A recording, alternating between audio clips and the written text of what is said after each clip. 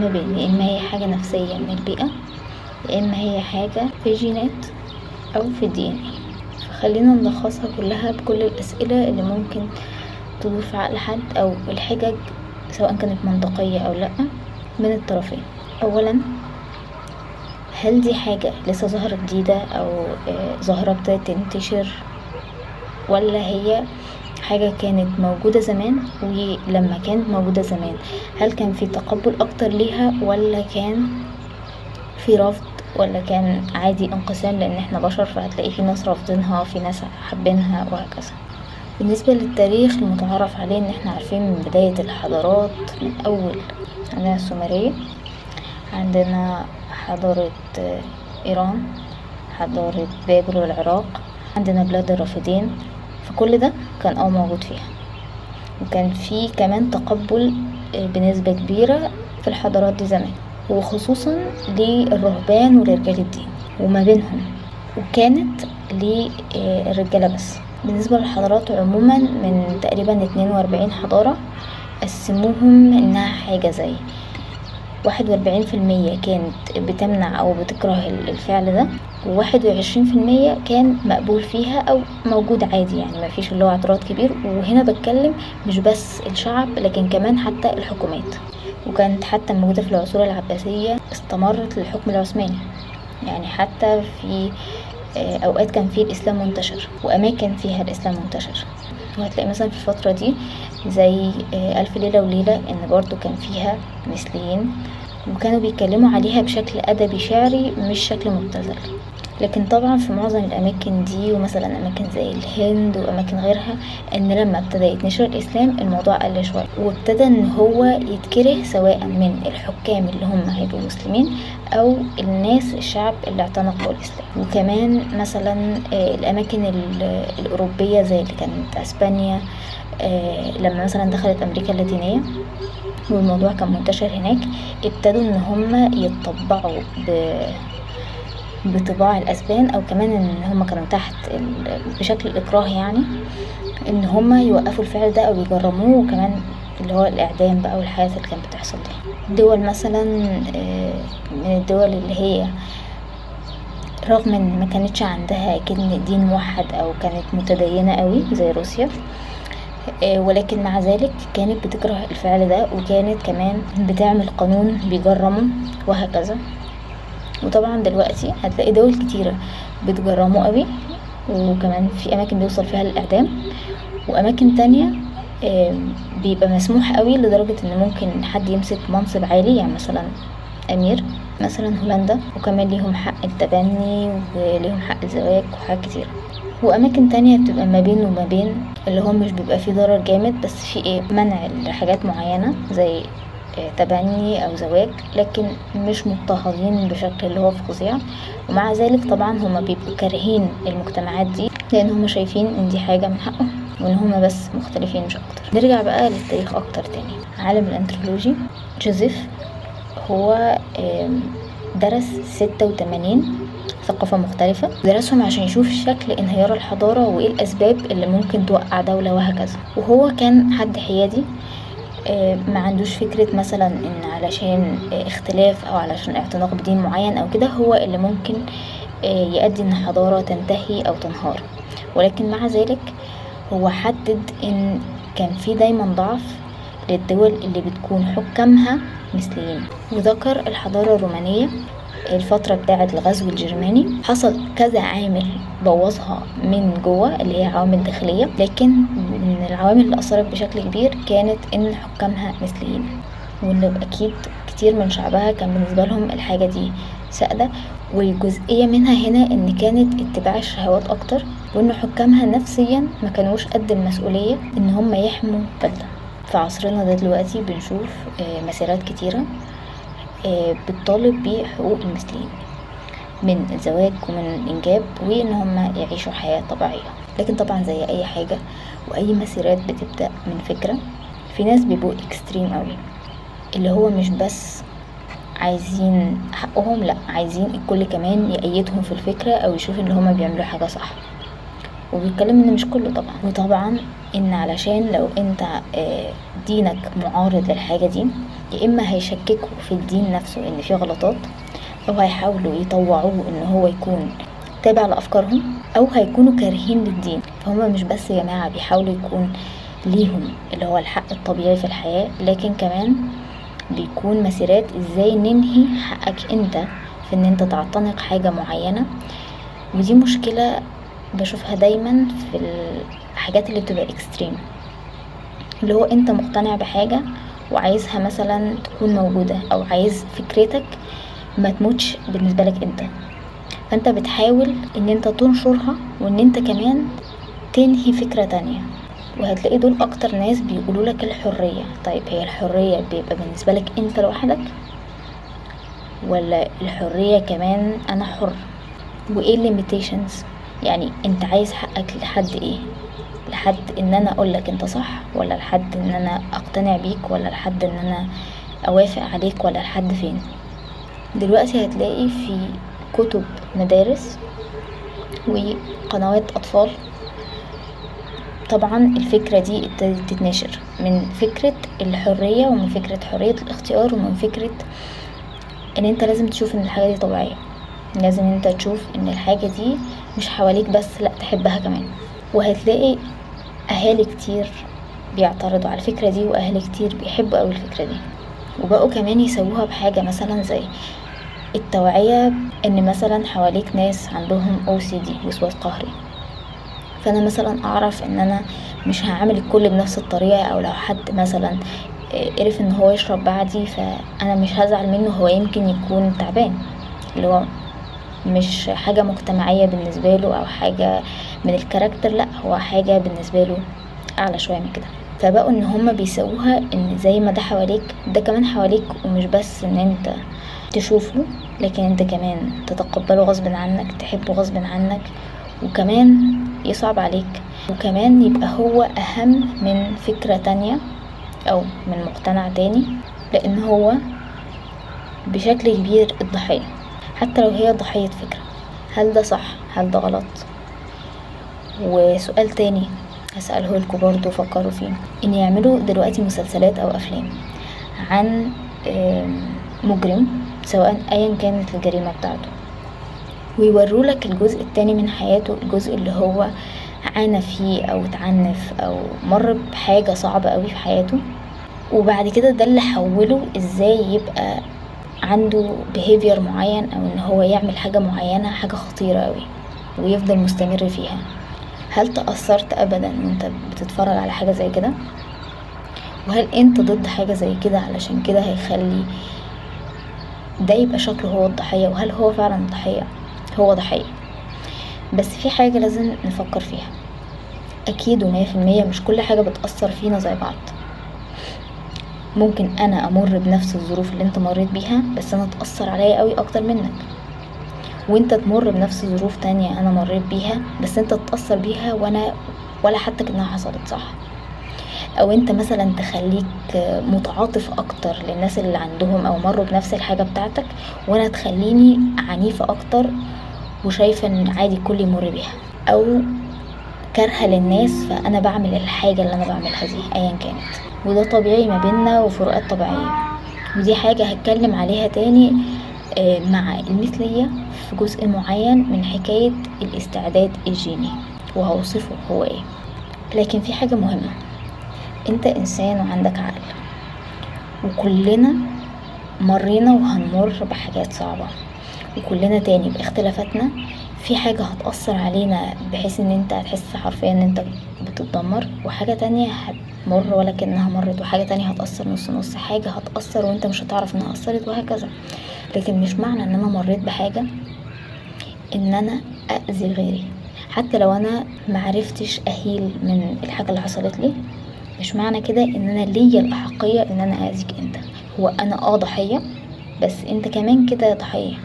طب انا ليه ابص عليا انا كضحية، لكن بالنسبة لي الفعل اللي انا عملته ده ما كانش فعل غلط لان انا مجرد ضحية. وكلنا في لحظة هنبقى ضحية، وكلنا في لحظة تانية هنبقى جاني، لكن تاني ده ما يدينيش الأحقية. حاجات كتيرة ممكن ان انا امر بيها، ومش بتكلم انها حاجات سهلة، بس الفكرة منها، الخلاصة منها ان انا اتعالج من الحاجة دي، او ان على الاقل احاول اني ما اذيش حد تاني. نرجع تاني لموضوعنا بتاع انتشار فكرة المثلية في الكتب بتاعة المدارس للأطفال، وكمان البرامج، سواء برامج من أفلام، حاجات تعليمية وهكذا. وكمان على فكرة في المدارس نفسها بيوعوا ازاي يكون في بابا وماما ماما، زي يعني حصص الهايجين او السكس اديوكيشن والحاجات دي. في فكرة هنا مهمة، الطفل لحد 7 سنين حرفيا واكتشفوا بدراسات دماغه ما بتبقاش بتكون شخصية، دماغه بتبقى حرفيا بتعمل على الobservation، انا بشوف حاجة وحرفيا بقلدها. عشان كده بيقولك احسن حاجة تقوم بيها سلوك طفل او احسن معلم ان انت تعمل حاجة قدامه وتفضل تكررها، من الفكرة ان هو هيكرر الحاجة اللي انت بتعملها. وعشان كده هتلاقي الناس اللي عندهم مثلا ولد في غياب اب في حياته، هتلاقيه مش عارف يكون عنده صفات ان هو ازاي يتعامل كراجل، ممكن اكتر يبقى صفاته زي مامته. وبنت نفس الحكاية. وهتلاقي ان كمان مثلا حد بابا عنيف قوي هتلاقيه هو بيعنف، وهكذا. هتلاقيه طبعا هو كاشش في الوقت اللي هو مع اهله او مع حد كبير، بس في نفس الوقت مع حد تاني حاسس ان هو اضعف منه هتلاقيه ان هو عايز يبقى عنيف عليه. وفي دراسة اتعملت اسمها بوبو دول، وهي عنوان الدمية بوبو، عملوها على اطفال ان هم خلوهم يتفرجوا على شخص كبير بيعنف دمية. الدمية دي اللي هي البوبو، يفضل يخبطها، يرميها في الارض، يخبطها بآلة، اللي هو الكلام ده. وبعدين دخلوا الطفل اوضه وادوله اللعبة دي ويسابوهم في الاوضه مع الدمية عشان يلاحظوا هم هيعملوا ايه. ودي سموها اللي هي فكرة التعلم من الملاحظة. ولقوا ان كل الاطفال عملوا نفس السلوكيات اللي الشخص البالغ عملها، زي بالظبط ما عنف الدمية هم عنفوها بنفس الشكل. وده هنا معناه ايه؟ هل كل الاطفال دي كان جواهم غضب عايزين يعنفوا بنفس الشكل بتاع الراجل؟ اكيد لا. وطبعا الدراسة دي بتثبت لنا ان الطفل لما بيشوف حاجة بيبقى عايز يقلدها. وحاجة تانية مهمة، هتلاقي في ديانات واعتقادات معينة ما ينفعش ان انت تاكل لحمة نية او لحمة بشكل كبير. ودي برضو نفس موضوع جنون البقر لما اكلهم لحمة، اللي هو الفكرة جسمهم مش مصمم لكده. وحاجة تانية انها بتخلي في عنف. وهتلاقي حتى برضو دراسات عملوها على الفيجيتيريان اللي هم بياكلوش لحوم، ان عندهم زي هدوء اكتر او مفيش اللي هو الانفعال زي الشخص اللي بياكل لحمة. فعشان كده الحاجات المعينة دي هي بتأثر على جزء معين من المخ، يخليك عنيف، يخليك عايز تستعمل العنف ده. ونقطة هي حاجة مهمة للبقاء، بس طبعا مش بالشكل الجامد. وطبعا تاني بتفرق مثلا من حاجة لحمة من حاجة نية وهكذا، حاجة كتير. بمعنى ان الحاجة دي بتبقى مستويات، وان انت كل ما مارست حاجة معينة، زي برضو مثلا لما بيسألوا اكتر من قاتل متسلسل ايه اللي كان صعب بالنسبة لك، هيقول اول ضحية، تاني ضحية، بعدين خلاص الواحد بيتعود عليها. الانسان لما بيعمل حاجة بيتعود عليها، خصوصا تاني لو دي بداية الشخصية اللي هو كونها. وعشان كده دايما اكيد انتوا عارفين ان اهم فترة بالنسبة للانسان هي فترة الطفولة. ازاي انت هتعامله، ازاي هتديله حب وحنان، ازاي هتعلمه المبادئ، اللي هو الحاجات دي كلها. كلنا بنبقى مولودين بجزء من المبادئ، بس في حاجات كتيرة متفرعة، وفي حاجات كتيرة حتى لحد النهاردة بالدين بالعلم بكل حاجة هتبقى ساعات بتفكر هو ده صح ولا غلط، وهتلاقي مليون رأي ومليون شك ومليون طريق. فعشان كده في حاجات معينة هي اللي بتحدد لنا حاجة من حاجة، طبعا بتعمق ودراسات وغيره. عشان كده احنا كنا مش بنبص على مصدر واحد بس، بيكون عندنا حاجة أساسية بنرجع لها. ومن الحاجات الأساسية اللي احنا بنرجع لها كبشر كلنا هي الفطرة بتاعتنا، وحاجة كمان بنرجع لها من الطبيعة حوالينا. وعشان كده هتلاقيهم بيقولوا هذا ما وجدنا عليه آباؤنا. بيقولوا لك بص في التاريخ ده كان عادي، ده كان موجود، مش حاجة طالعة جديدة، مش ترند يعني، او بمعنى اصح مش حاجة متصنعة. وهنرجع تاني بقى للطبيعة، هيقولوا لك كمان ان في حيوانات كتيرة فيها نفس الشكل ده. 90% من الزرافات مثلية، شكلين بس. البني ادم والخروف لما يبقوا مثليين بيفضلوا طول حياتهم كده. وفي ناس كتيرة ممكن ما تبقاش عارفة ان اساسا كتير قوي من الحيوانات مثلية. ودي كمان واحدة من الحجج المنطقية من اتجاه ومن اتجاه تاني بالنسبة لي انا شايفاها مش منطقية. ان بيقول لك طب اهو بص في الطبيعة حواليك هتلاقي فئة من الحيوانات اللي هم مش مختلفين قوي عننا، هم برضو فيهم حياة وهكذا، ليهم الشكل ده. فده مش معناه ان حاجة متصنعة، وانا مش تابعة خلاص انها حاجة متصنعة، لكن احنا بنتكلم في حاجة اكبر شوية وهنوضح اكتر. انا بقى سؤالي، طيب لو كتير من الحيوانات كده، كتير برضو من الحيوانات ولندي مثال اللي جه في دماغي دلوقتي، العنكبوتات اللي هي البلاك ويدو. بعد التخصيب الأنثى بتقتل الذكر، وعنكبوتات الأطفال بيقتلوا أمهم أو بيتغذوا عليها يعني، وهي بتموت. فهل ده كمان ممكن مثلا يدينا سبب ان احنا نقول ان دي حاجة طبيعية ان تكون مثلا في أسرة؟ أكيد لأ، ومحدش أبدا هيشوفها منطقي. وهنا هيبقى حاجة تانية، احنا كده بنتكلم في عنف، مش مجرد حب أو تجميع. بس خلينا منطقيين أكتر. سؤال تاني واللي برضو ليه ردود أنا مش متفقة معاها، خلينا نتكلم على حجة تانية. وهنا للتوضيح، كلمة حجة مش معناها ان انت بتحاول تثبت حاجة، ولكن هي حاجة بالنسبة لك منطقية انت بتحتج بيها او بتؤكد بيها منطقيتك. تمام؟ ان بيقولوا ان هو شعور جواهم، وان هي تاني مش حاجة بيخترعوها او بيدعوها، لكن هو فعلا الشخص بيبقى حاسس انجذاب لنفس نوع جنسه. ودي تاني حاجة انا مش بنكرها. خلينا في نقطة الانجذاب دي. انت كشخص بتنجذب سواء لنوعك او غير نوعك. ممكن ان انت تنجذب لحد وهو ما يحسش بالانجذاب ده، صح؟ يعني يكون من طرف واحد.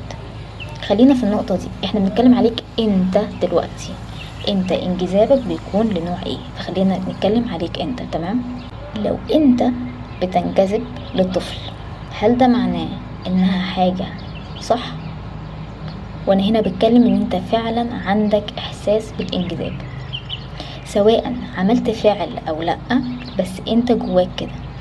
طيب احنا ليه بننكر ان الشخص ده البيدوفيلي ان هو عنده الاحساس ده وبنعملها كجريمة، او ان شخص بيدعي او دي حاجة غلط ولازم نوقفها، وكمان بنقول عليه شخص مريض ولازم يتعالج لان ما ينفعش حد يكون عنده الفكر ده؟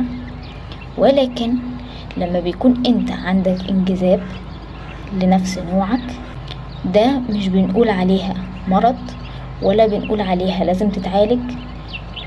ولو حد قال عليها ان انت تعبان او دي حاجة غلط، ده بالنسبة لك اهانة.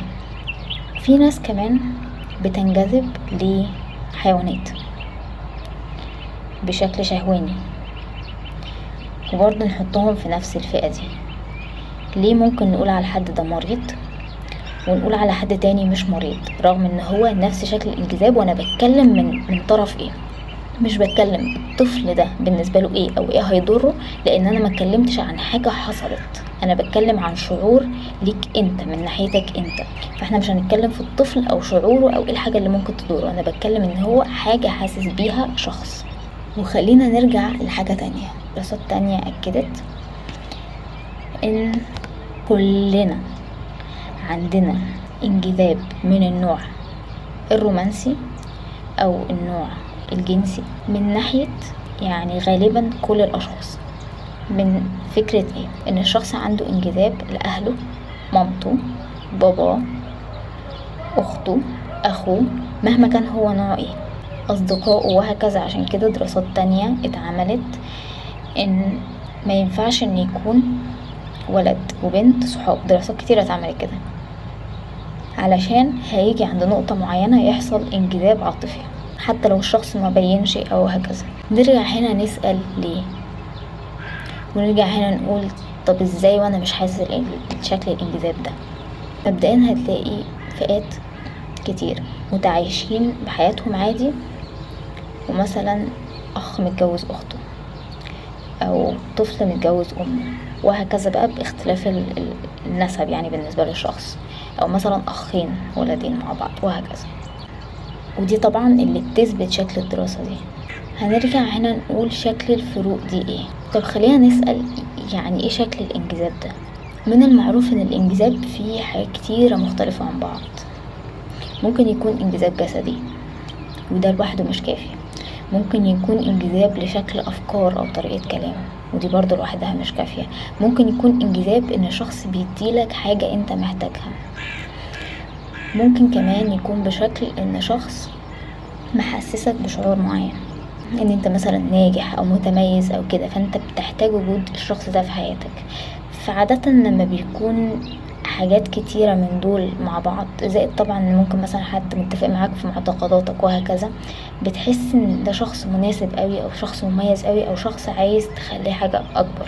ممكن مثلا يكون شخص انت مريت بازمات وحاجات كتيرة والشخص ده وقف معاك، فانت حاسس ان الشخص ده مهم قوي لان هو اللي شدك من حاجة تقيلة بالنسبة لك. وحاجة كمان نضيفها ان ممكن مثلا وقت ما ناس كتيرة رفضتك، الشخص ده هو اللي كان شايف حاجة فيك مميزة او اتبقى معاك. ودي كلها حاجات جميلة مش حاجات وحشة، ودي كلها حاجات مميزة وبتخلي شكل التفاعل مختلف. ولكن عشان الناس بيبقى عندها حدود معينة، سواء بقى الحدود دي فكرية دينية ثقافية ايا كانت، وبيكون متمسك بيها او محترمها، بتكون عنده اعلى من حاجات معينة لانها بتكون هي القيم بتاعته. فمثلا هيشوف ان حاجة زي كده لا مش هتنفع. فاساسا بالنسبة لنا في حاجة ان احنا بنبلوك نظرة الفكرة دي، فهتلاقي ان انت مش بتحاول تقرب من اشخاص معينين بشكل معين. العاطفة بيبقى ليها حدود، يعني انت بتعرف تقسم في دماغك ان ده كذا ده كذا. وحاجة تانية احنا دايما حاجة حتى بنقولها في OCD او الوسواس القهري، واتكلمت عليها حتى في الحاجات اللي هي بتكون زي البيدوفيليا، زي اي حاجات، زي برضو معظم المواضيع الحساسة، ان كتير اول افكار هي مش بتبقى بتاعتك. وعشان كده بنقول اول فكرة مش بتاعتك، تاني فكرة هي بتاعتك. يعني ايه؟ يعني انا لما يجيلي فكرة معينة في حاجة، ممكن تكون حاجة مش بايدي، ممكن تكون حاجة بقى قلنا مشاعر، ممكن تحفيز جيني اللي لسه هتكلم عليه، ممكن تكون رغبة، ممكن تكون شد انتباه، ممكن تكون حاجة كتير. لكن ده مش معناها ان انا هغذي الفكرة دي حتى لو بمجرد ان انا افكر فيها تاني او احطها في دماغي، او حتى ان انا اكون خايف منها قوي لدرجة ان انا افكر فيها تاني. زي ما قلت ان احنا دماغنا مش بتبقى عارفة الفرق بين الحاجة دي، لما هقول مثلا الحاجة دي هبعد عنها ولا الحاجة دي انا عجباني، فانت حتى لو بتقول الحاجة دي لا الحاجة دي لا الحاجة دي لا، دماغك بتقول الحاجة دي هي مش بتشوف ولا لا، فهتفضل تعزز من الفكرة دي. حاجة تانية كده خطرت على بالي، مجرد نظرية او حاجة يمكن فكرها كان منطقي، حاجة بسيطة بالنسبة لي، ان المعروف من القصة بتاعة آدم وحواء ان حواء دي هي اول امرأة، وان علشان يحصل التكاثر والانتشار على الارض، او اللي فيه جزء من الناس بيسموها الخطيئة الاولى، او هي دي فكرة التفاحة اللي هي فكرة التكاثر. وتاني الله اعلم في كل ده، انا بقول مجرد نظرية، وفي كل اللي انا بقوله الله اعلم. اول حمل ليها كان في بطنها ولد وبنت، وتاني حمل كان فيه ولد وبنت. الولد اللي في البطن الاولى اتجوز البنت اللي في البطن التانية، والولد اللي في البطن التانية اتجوز البنت اللي في البطن الاولى، عشان يبدأ التكاثر بشكل اللي هو انساب بس بعيد شويه عن بعض، زي اللي هتلاقيه بيحصل كتير في الحيوانات. ناس برضو كتير بيتفاجئوا لما بيعرفوا كده ان الحيوانات ما عندهمش فكره الانساب. ودي برضو الغريب، ان هتلاقي فئه من المثليين معارضين مع فكره الانساب من الدرجه الاولى دي يبقوا مع بعض، ومع ذلك الحيوانات بيعملوها، ومع ذلك لو كده هي هتبقى في التاريخ، ومع ذلك هي موجوده حواليهم. لحد النهاردة وموجودة من زمان. لكن خلينا نرجع لموضوعنا، ان المفروض سواء الجنة اللي هم كانوا عند ربنا وبعد كده نزلوا على الارض، او هم كانوا على جبل كبير اللي هو الجنة ونزلوا على الارض، وبدأ زي ما قلت بقى خلفت ان كل واحد اتجوز واحدة وهكذا وانتشر. طيب خلينا نفكر من ناحية علمية جت في دماغي، والله اعلم برضه، يعني احنا ما نعرفش بالظبط الحياة واحنا بدأنا ازاي، كل اللي عارفينه ان احنا من طين. لكن في حاجة علمية بتقول لنا ان احنا بدأنا بشكل خلايا كربونية من طين معين اتمزجت مع مية وطبعا مكونات تانية وهكذا والRNA، وبدأت انها تكون الانسان ده ابتدى ان هو يتكون زي شكل ضفدعة كده، اللي هو كائن صغير ليه ديل ملهوش شكل قوي. بعدين ابتدى ان هو يبقى ليه جسم، بعد كده ابتدى ان هو جسمه يتشكل يبقى ليه اطراف، وابتدى ان هو يبقى حاجة زي السمكة. والتطور بالوقت زي حيوانات كتيرة مثلا الزرافة، التمساح، الفراخ وهكذا، ابتدى ان هو يتطور واحدة بواحدة ويخرج برا المية يبقى برا مائي. بعد كده ابتدى ان هو يتشكل حاجة شبه القرد، وعشان كده في ناس بتقولك نظرية داروين ان هو الانسان اتحول بشكل ايه، ومش ده اللي داروين قاله بالظبط، يعني اللي هو انسان كان قرد وبقى انسان، بس اللي هو كان انسان شكله مختلف، زي مثلا ضروس العقل، زي مثلا صباع الرجل زيادة، زي مثلا ان ايدينا كانت اطول، شعر جسمنا كان اكتر، كان عندنا حاجات مختلفة، زي ان مثلا يجي معظم او الاكتر اللي عرفوا ان هم يسرفايفوا كان عندهم OCD و ADHD وأوتيزم. واحدة بواحدة ابتدى الحاجات دي تتغير، تطورنا بقينا كتير قوي بيتولدوا من غير ضروس عقل، او ضروس العقل مش بتطلع لهم، بقينا عندنا 5 صوابع بس، ايدينا بقت اقصر، شعر جسمنا بقى اقل وهكذا الحاجات دي كلها. وطبعا ابتدى يندثر موضوع ان يبقى فيه وسواس قهري بشكل كبير، عارفة ان هو منتشر وكل حاجة، بس قصدي اللي هو ما كانش ده الستاندرد، ده العادي، لأ بقى ده هو اللي مختلف، وهبتكلم عليها لوحدها في بداية اختلافات دي. بداية النيورو دايفرسيتي كان عامل ازاي؟ طبعا زي ما احنا عارفين في الديانات الإبراهيمية، وكمان في ديانات ومعتقدات تانية كتيرة كانوا معترفين بان في حاجة بتمثل آدم وحاجة بتمثل حواء، وان هما اللي ابتدى بيهم يعني العالم. فازاي ده ممكن يكون موجود مع النظرية العلمية دي اللي هو بداية الإنسان؟ أنا بقول والله أعلم ان ممكن تكون حاجة زي ان نزول آدم وحواء على الأرض اللي هو أكن بداية وجودهم على الأرض من الشكل ده، بأن هما كانوا الكائنات دي، وأن أكن هما الأصل بتاع الكائنات دي، بس مش معنى كده أن هما كانوا الاتنين بس اللي موجودين، أو أن حتى ممكن يكون فكرة آدم مش هو كمجرد إنسان، أن هو الإنسان، وهكذا حواء، أو فكرة القائد اللي علم التعليمات.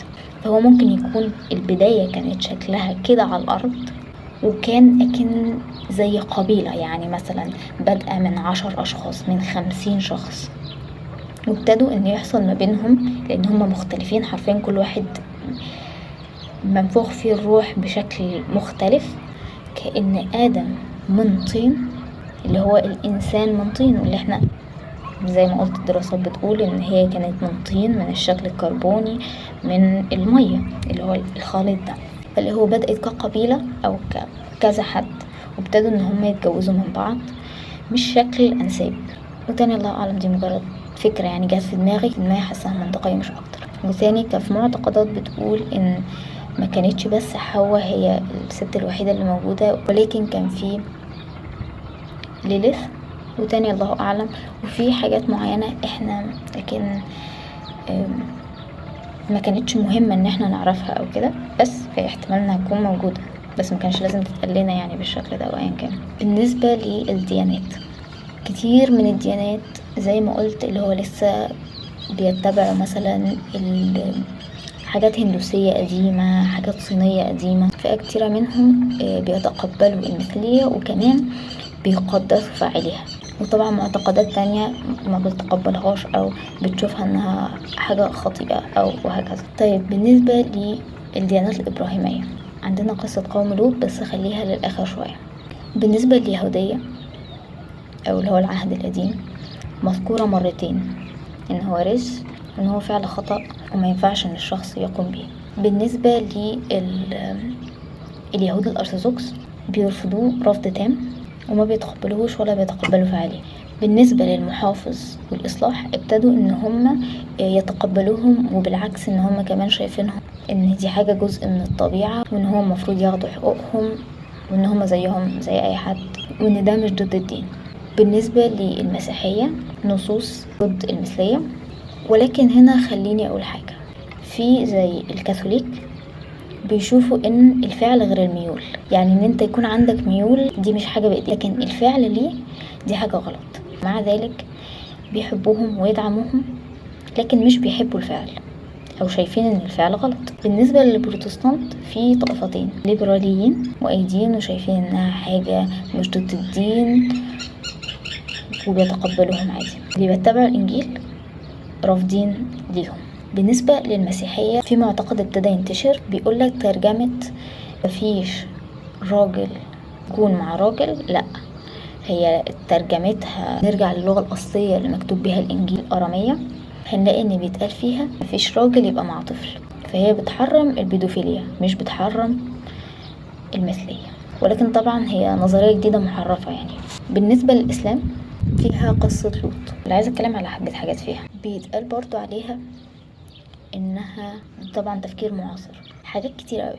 اصلا قصة اهل لوط بيفسروا رجال ونساء، التفسير بتاعها ايه في القرآن كله، ان رجال معناها الشخص اللي عنده قوة فكرية، اللي عنده علم جامد، ونساء اللي هي ملهاش علاقة باللي هو المرأة خالص، جاية من اللي عندهم علم قليل او فقيرين في العلم يعني. فبيقولوا ان بقى من كده طبعا ان الغلط اللي كانوا بيعملوه او علشان كده ربنا غضب عليهم، ان اللي كان عندهم علم قوي كانوا بيفيدوا اللي عندهم علم اللي هو رجال ورجال، وكانوا ما بيفيدوش اللي عندهم علم قليل، ما كانوش يعني بينشروا علمهم، كانوا مخلينهم لنفسهم او شايفين ان هم اعلى فمش عايزين يدوا علمهم للي اقل منهم، ودي كانت الغلطة بتاعتهم. وفي اللي بيقولك برضو تبع التفسير ده او تفسير تاني ان القصة دي بتحكي على الحاجات اللي جواك، انها ما كانتش قصة بجد عن قوم، لا، انها حاجة عبرة، حاجة مجرد روحانية، لو عندك علم تديه ولو عايز علم تروح تاخده، ما تحتفظش بيه لنفسك يعني علشان دي غلطة. وان لوط وامرأته هما الحاجات اللي جوانا في نفسنا، هو تقريبا ان هو عايز يعمل اصلاح او حاجة زي كده، انا مش فاكرة بالظبط، وانها هي الجزء اللي فينا الفاسد او المتمسك بالفساد، حاجة زي كده. بس يعني مش هما الفكرة الأصلية، الفكرة الأصلية القوم نفسهم. وتقريبا ان فكرة ان القرية اتدمرت او كده، انها زي بتبدأ صفحة جديدة علشان تغير انت من الفعل ده، لان الفكرة هنا هي الارتقاء الروحي بتاعك بشكل معين، وانت علشان توصل لحاجة معينة في روحك فانت لازم طبعا تكون بصفة معينة. ده طبعا تفسير، وانا هقول انا بالنسبة لي انا التفسير ده انا ضده ليه، لان تاني من فكرة ان هو كتاب روحي فقط، وبالنسبة لي ان انا كإنسانة عندي جسد وروح، فأنا مش هتعامل بشكل روحي بس، إن أنا محتاجة تعليم في حياتي العادية، محتاجة تعليم روحانية، محتاجة تعليم لحياتي دي، ومحتاجة تعليم لحياتي التانية، ويعني بيؤمنوا بيها بشكل مختلف، بشكل أكتر من حاجة، إن أنت يا إما بتموت وبتنتهي خلاص، وفي إن أنت بتموت وبترجع للطاقة الكبيرة اللي هو هيبقى الإله وخلاص، مفيش اللي هو جنة ونار وحساب كده، وفي ان انت بترجع تاني لو مثلا غلطت او معرفتش تعمل ارتقاء الروحي، سواء في شكل حيوان او شكل بني ادم. يعني كل فئة ليها تفكير، في ناس بتقولك ان انت حتى ممكن ترجع شجرة، في ناس تانية بتقولك لا انت بترجع يا اما حيوان يا اما بني ادم، في ناس تانية بتقولك انت هترجع انسان بس. وطبعا احنا مفيش حاجة بتأكد لنا كده، لان احنا حتى في الكتاب اللي هو شايفينه ان هو روحي فقط، هو بيقول لنا ان في جنة وفي نار، وتاني بيقولوا لك ان الجنة والنار على الارض من مشاعرك والحاجات اللي انت بتوصل لها والحاجات اللي انت بتحط نفسك فيها، علشان اللي هي التحديات اللي بتحولك لشخص احسن. ايا كان موضوع كبير، بس في غلطات كتير قوي، يعني في ثغرات كتيرة لو هتركز فيها. ده فئة من الناس اللي بتشرح شكل قوم لوط ايه. في ناس تانية بتقولك ان مش المشكلة في اللي هم كانوا بيعملوه او يعني ميولهم، ولا حتى اللي بيعملوه، الفكرة ان هم كانوا بينشروه او بيكونوا مع بعض في الشارع. فالغلطة هنا ان كان ما كانش فيه خصوصية، اللي هو دلوقتي بيسموه فعل فاضح في الطريق العام. وناس تانية بقى بيرجعوا لنفس الفكرة بتاعة الليبراليين ويقولوا ان لا، الغلطة هنا ان هم كانوا بيبقوا مع اطفال، مش فكرة ان هم ناس بالغين مع بعض. وافكار تانية بتقولك ان فكرة ان الرشد، مش الرشد بس من سن الشخص، لا، ان بيكونوا اشخاص يعني مش واعيين باللي بيعملوه او ما عندهمش بلوغ فكري كافي ان هم يكونوا مع بعض. اللي عندنا بشكل يتفهم لغوي عربي.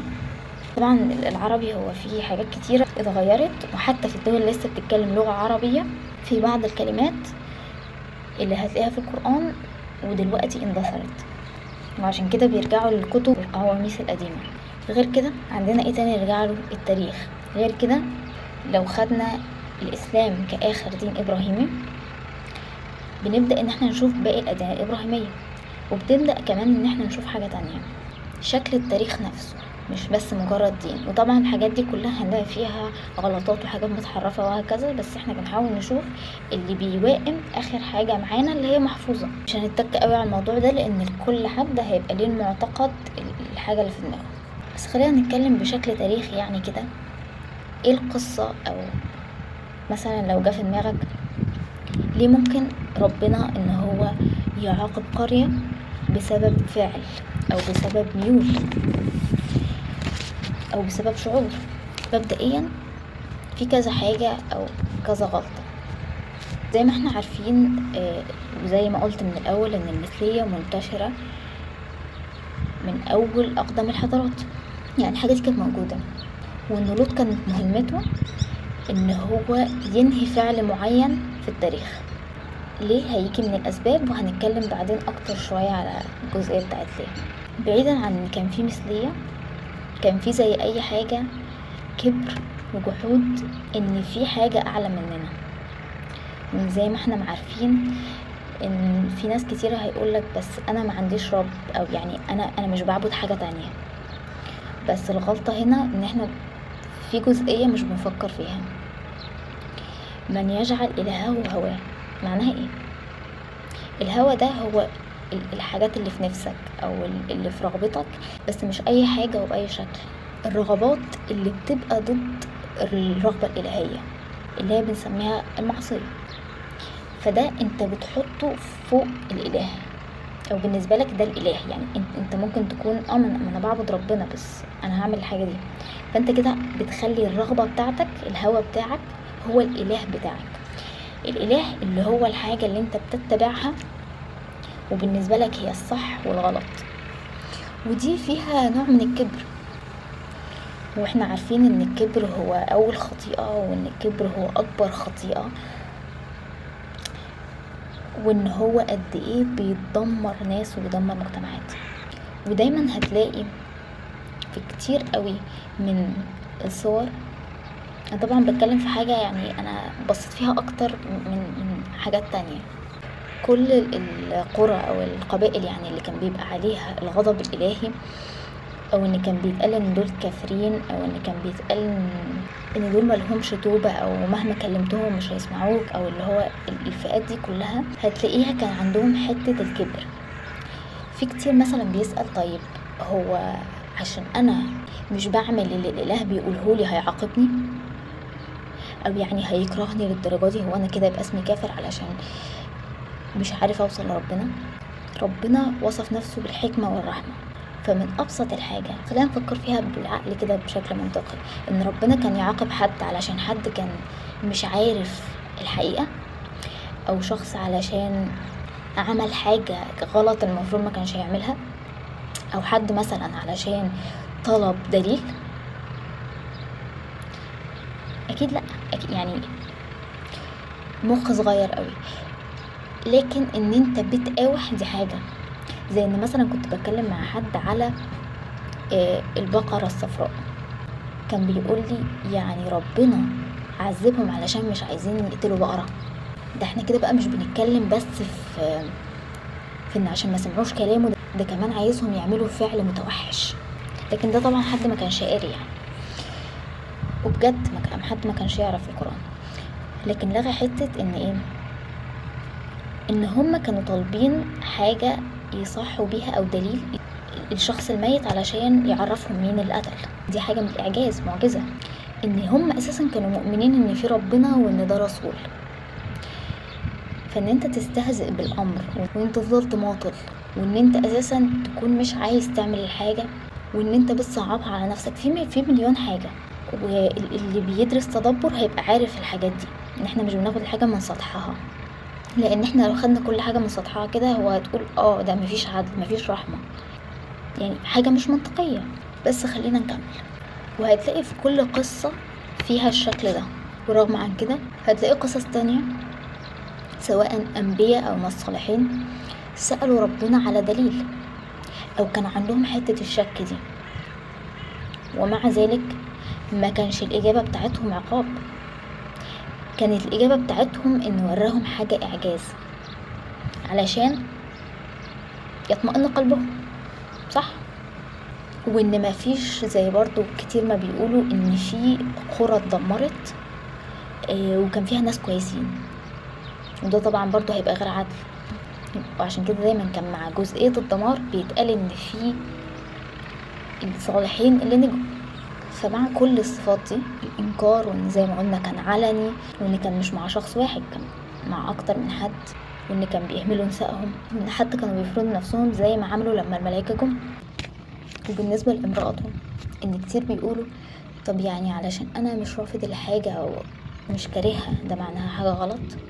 إن كمان اتقال إن هي مش مجرد كانت ولا بتعمل الفعل ولا موافقة عليه، لكن إنها كانت شغالة زي جاسوس، إن هي كانت بتتقلب على جوزها اللي هو رسول، يعني اللي هو جاي برسالة كبيرة، مش هو مثلا عنده فكر معين عايز ينشره، لا ده هو جاي بتعليم أعلى منه ومن فكره ومن فكرهم. فانتشارهم وجماعهم مع أكتر من حد وجماعهم بشكل مثلي، وإن هم كانوا بيهملوا نسائهم. ويقال إن ده كمان خلى النساء لما إجوازاتهم كانوا بيبعدوا عنهم إن هم يبقوا مثليين، سواء شكل انتقام أو استمتاع.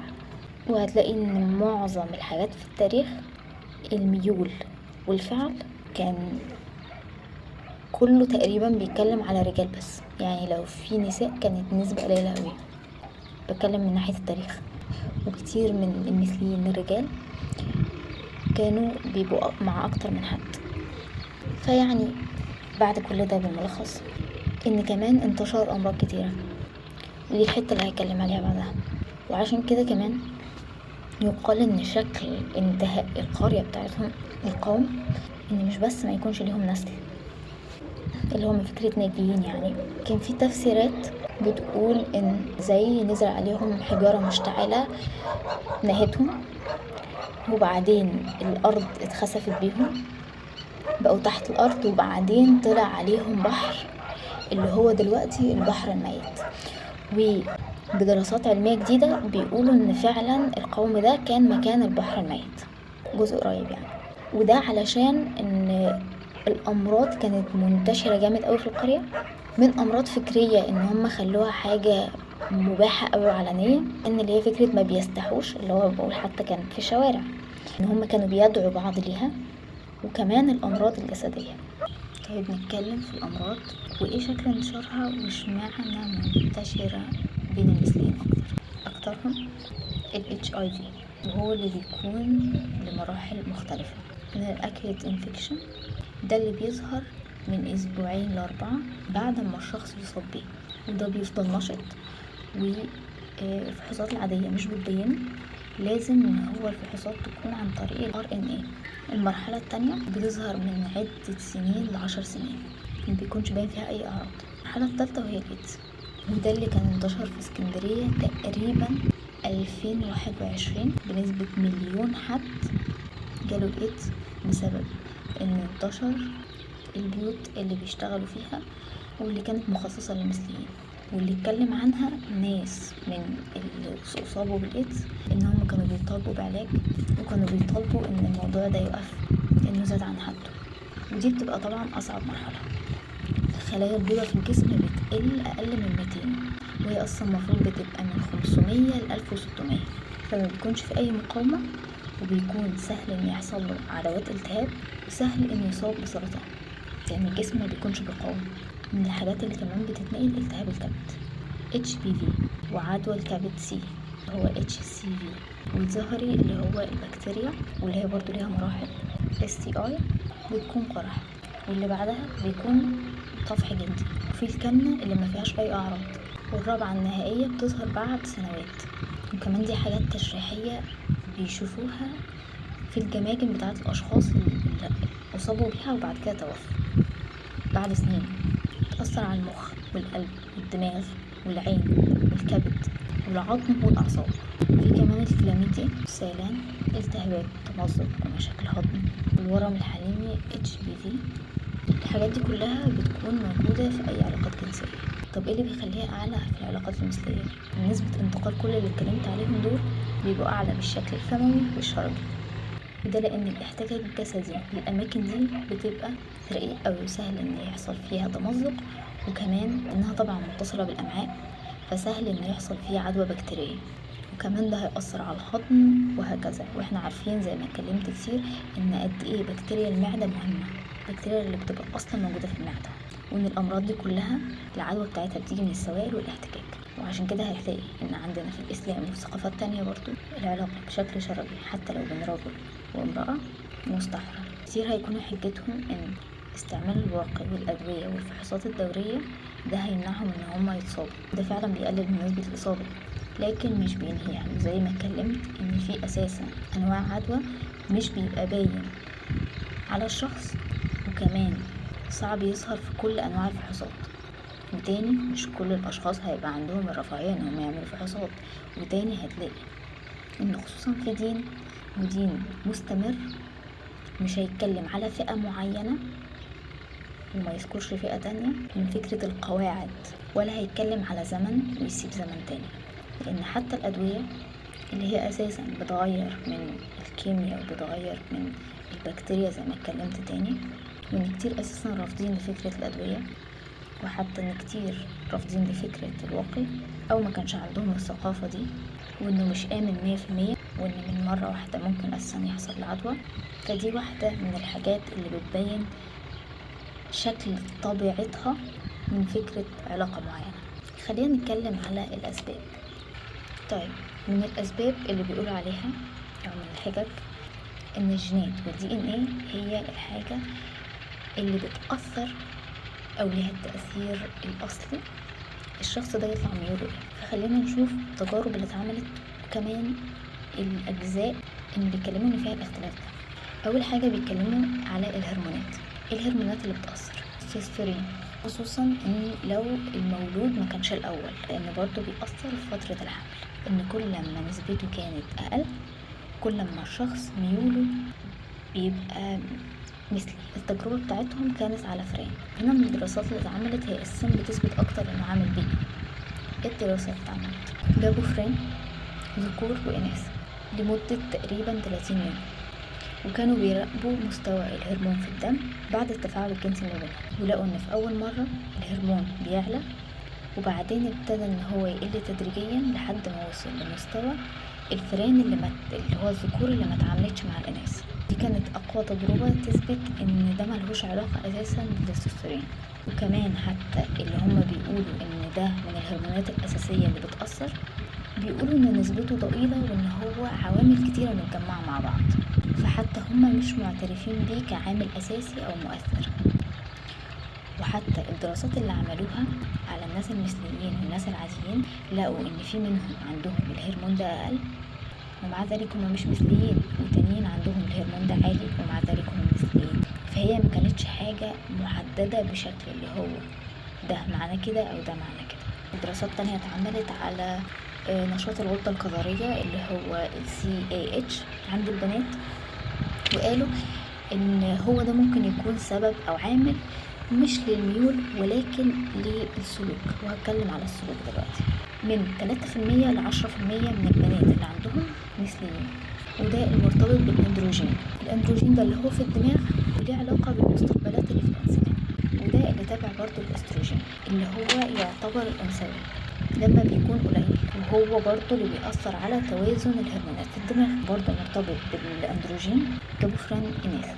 اول حاجه شالولهم المبايض، زادت عندهم النشاط الحركي من 40% ل 70%. بعد كده ادوهم استروجين تاني، قل عندهم النشاط الحركي من 80% ل 90%. ايه النشاط الحركي ده؟ استعمالهم للعضلات، يعني ان هم يتسلقوا، ان هم يجروا على العجله، ان هم يحفروا، كل الحاجات اللي بيستعملوا فيها عضلاتهم، اللي هي بيكون الفرق بين استعمال الولد لعضلاته والبنت.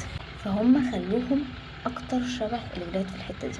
يعني هنا اتكلموا برضو تاني على السلوك مش الميول، والسلوك ده اللي هو الاداء مش الرغبة. وكمان بيقرنوها بحاجات تانية زي العنف او الانفعال، وده اللي هنلاقيه ممكن يكون قليل عند ولاد ومع ذلك ميولهم مش مثلي، وبرضه عالي عند بنات باختلاف طبعا طفيف ونسب مختلفة، ومع ذلك برضه مش مثليين. وهتلاقي شخص مثلي عنده ده اعلى وهكذا.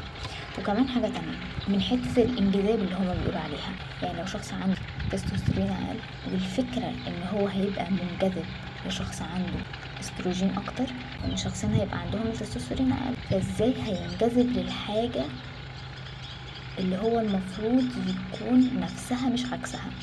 يعني لو هنقول ان البنات من فكرة الانجذاب بقى اللي هما بيقولوا عليه او الميول عندها استروجين اعلى، فهتبقى بتنجذب لحد عنده تستوستيرون اعلى. فمنطقي لو انا عندي استروجين اقل، انا هبقى منجذبة لحد عنده استروجين اكبر، لان انا هبقى اقرب للحاجة التانية، او هبقى حيادية. مثلا لو انا عندي حتة اللي هي زي ما قالوا النشاط الحركي اعلى، هبقى منجذبة لحد عنده النشاط الحركي اقل، وهي فكرة العكس. فاهمين؟ مش هتبقى ان انا هنجذب لحاجة زيه، لان طالما هي الفكرة الاختلال في الهرمونات بيخليني ابقى العكس، او ميولي تبقى العكس، لان التحليل اللي هو اكن طبيعي ده عندي اقل، فانا هبقى عايزة الاكتر في اللي عندي، لكن مع ذلك انا باخد الاقل في اللي عندي زي اللي عندي. زي ما مثلا برضو بيقولوا حاجة تشريحية تانية ان هو مرتبط بالنواة الامامية، ان النواة الامامية عند المثليين الرجالة اصغر حجم وقد بتاعة البنات. ودي برضو اللي مش مدين ارقام، لان هي حاجة مش مؤكدة، لان في عندهم الحجم بتاعها اقل لكن هما مش مثليين، وفي بنات عندهم الحجم اكبر، وبرضو دي نسب طفيفة، ولكن في نفس الوقت هما برضو مش مثليين، وفي مثليين عندهم حجمها عادي. ودي برضو حاجة من اللي بيقولوا عليها، اللي هو نرجع تاني، لو انا عندي حاجة شبه بتاعة اللي نوع تاني، يبقى انا هبقى منجذبة لنفس نوعي، يا اما دي تخليها بطلة ان النوعين ما فيهمش الحاجة دي قليلة، وان نوع فيه يمكن قليل ونوع فيه مش قليل، فهي برضو دي حاجة مش هتحدد لنا طالما هي مش حاجة قاعدة احنا ماشيين بيها. وعشان كده برضو بيجي يقولك الجينات المتعددة ان هي اكتر من حاجة طفيفة مع بعض هي اللي بتأثر، ومع ذلك مفيش حاجة اتثبتت اكتر من 25% حتى.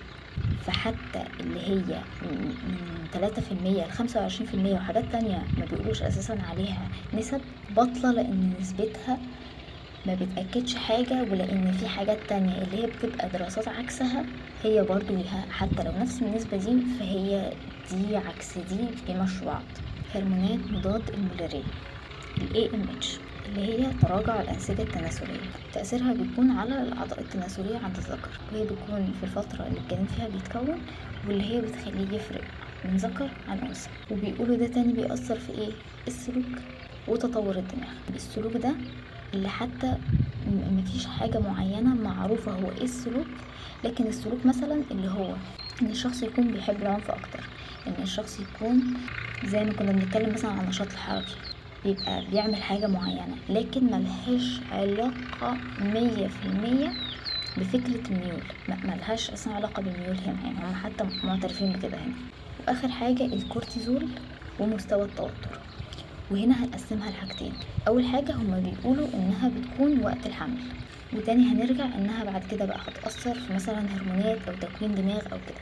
واحنا عارفين طبعا الكورتيزول مرتبط اساسا بالتوتر، وهنا بيقولك بيرتبط بالميول.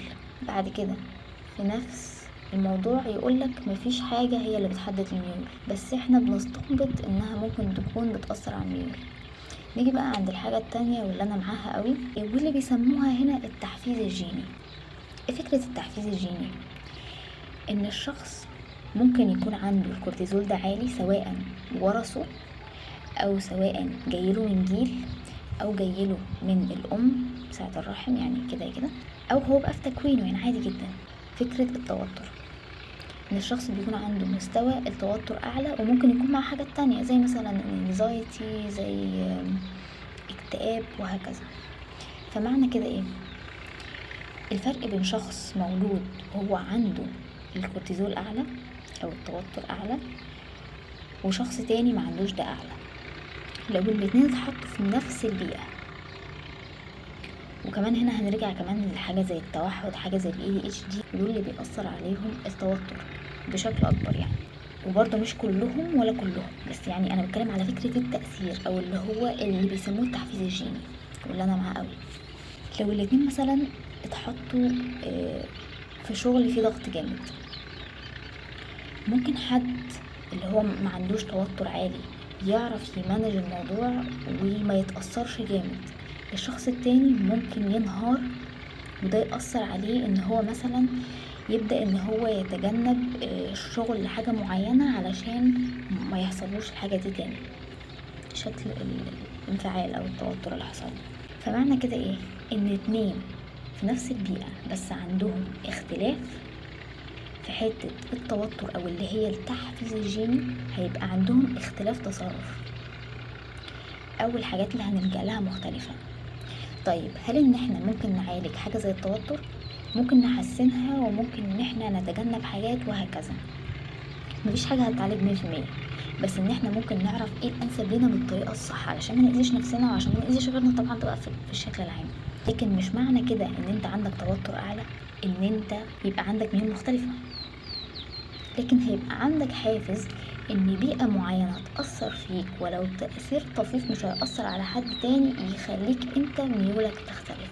ودي حاجة هتكلم عليها بعدين، انا بس عايزة اتكلم على تجارب الحجج اللي بتقول ان دي حاجة في تكوين الشخص نفسه. برضو تبع الدماغ هنتكلم على تطور الدماغ العصبي. تاني ان بيقولوا في مناطق في الدماغ هي مسؤولة عن الميول والسلوك، وتاني بيقولوا ان مفيش حاجة مسؤولة عن الميول ولا السلوك. وفي كل الدراسات بيقولوا احتمال يكون كذا، وزي ما قلت النسب يعني اكبر نسبة اللي هي لحد 25% من عدد 500,000 وهكذا. عندنا الكروموسومات واللي بيقول برضو انها مش محددة. في دراسة اللي هي XQ28 واللي مش محطوط عليها اي نسب، ودراسة تانية زي GWAS ودي اللي جابوا فيها 500,000 حد، والنسب كانت من 8% ل 25%. حتى مع الأرقام قالوا إن دي حاجة مش محددة ودي مجرد دراسة، ودي حاجة طبعا حفزتهم إن هم يعملوا دراسات أكتر على الكروموسومات، ولكن دي تقريبا كانت أكبر نسبة تيجي، وكل الحاجات التانية ملهاش نسبة محددة، يعني مفيش أي نسبة اتقالت عليها أو أي حاجة تثبت فعلا، او هم حتى طلعوا واثبتوا، بس بيقولوا احتمال يكون ده عامل من العوامل. وهنرجع تاني لفكرة الجينات المتعددة الصغيرة. هم بيقولوا السبب ان بيكون في اكتر من حاجة متجمعة مع بعض هي اللي بتكون، ومع ذلك في كتير من المثليين ما عندهمش تجميع الحاجات دي كلها مع بعض، وكتير تانيين بيبقى عندهم حاجات طفيفة منها اللي هو العادي، الاختلاف بين البشر كلهم، ومع ذلك مثليين. وناس مش مثليين سواء بنات او ولاد، وكان ليهم الاختيار ان هم يندمجوا مع مجتمعات مختلفة وفيهم من الاختلافات دي، ومع ذلك مش مثليين. كتير طبعا من الدراسات دي اتقالت ان اتعملت على اطفال بس ما ادوش سن وما ادوش كمان نسبة، ولما تبحث اكتر هتلاقي ان الدراسات دي ما اتعملتش على الاطفال. الدراسات دي اتعملت بناء على ان الحاجات دي ما اتغيرتش خلال مراحل حياتهم، بيقولوا ان نسبة ان الحاجات دي تتغير من فترة الجنين ان الشخص يبقى بالغ نسبة قليلة قوي، ولكن مع ذلك احنا عارفين ان الهرمونات بتتغير، وعارفين مثلا زي تجربة الفئران دي ان موضحة ان الهرمونات بتتغير، وهكذا. مش الهرمونات بس، يعني زي ما قلت مثلا تطور الدماغ، احنا عارفين ان لحد النهاردة في كتير بيفتكروهم متوحدين علشان اعصابهم حرفيا بتتغير، اللي هو بيكون حاجات من عوامل بيئية او حاجات ADHD، يعني حاجة مختلفة خالص، وبيفتكروها ايه؟ بيفتكروها توحد. بل وان معظم اساسا الدراسات والحالات اللي اتعملت امتى؟ على اشخاص مثليين بعد ما توفوا. وزي ما قلنا ان حتى امراض زي الزهري اثرت حتى على شكل جمجمة الدماغ. مش بتكلم ان كل حاجة بتأثر، ومش بتكلم ان كل حاجة بتغير، ومش بتكلم تاني ان في حاجات ممكن انها تكون عامل حافز جيني، لكن مش هي اللي مسؤولة عن الميول، ولا هم حتى معترفين ان في حاجة اسمها مسؤولة عن الميول. ولما تبحث فكرتهم عن السلوك، مسؤولة عن السلوك ده تاني هيبقى حاجة زي النشاط العضلي اللي هو الحركة، او مثلا الانجذاب للعنف، او حاجات تانية غيرها. واللي تاني مش هتبقى مقتصرة على شكل الميول، لان تاني هتلاقي ناس مش مثليين بيبقوا مثلا مايلين للعنف في شكل علاقتهم، وهكذا. وتاني ده كمان يرجعنا لنقطة مهمة، لفكرة التأثير على العقل من خلال الحافز البيئي حواليك.